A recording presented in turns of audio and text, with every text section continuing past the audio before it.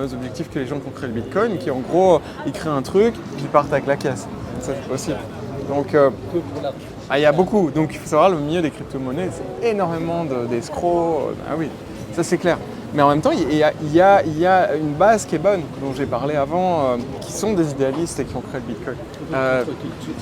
Ouais, qui était lié à la contre-culture des années. Au milieu libertarien, ça a été créé dans les années 2000 sans doute, et puis le projet a vraiment été codé à partir de 2010, donc avec le trigger de la crise des sciences. Et pour revenir à ça, ce qui se passe, c'est que je vais perdre à peu près tous mes bitcoins, parce qu'en fait, il y a des super cycles dans le bitcoin, donc le bitcoin peut perdre 80% de sa valeur, même si sur le long terme, le bitcoin valait 300 $ quand j'ai commencé à vraiment m'y intéresser. Maintenant, il vaut 100 000 $.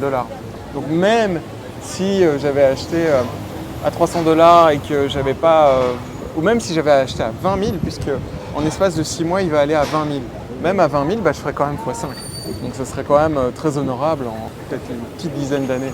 Il te reste en euros maintenant par rapport à... En fait, ça je vais quand même peut-être pas dévoiler. Parce que non, mais justement j'en parlerai, mais c'est compliqué.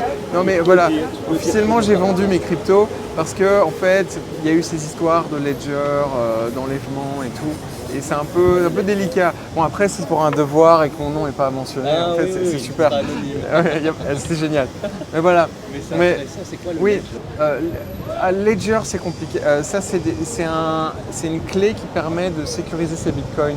Donc c'est un outil physique qui permet de justement inscrire sa seed phrase sur un outil. Et c'est l'archevêque qui est un entrepreneur français qui lui a passé la main, au grand bien lui fasse, parce que le CEO qui a repris, s'est fait kidnapper récemment.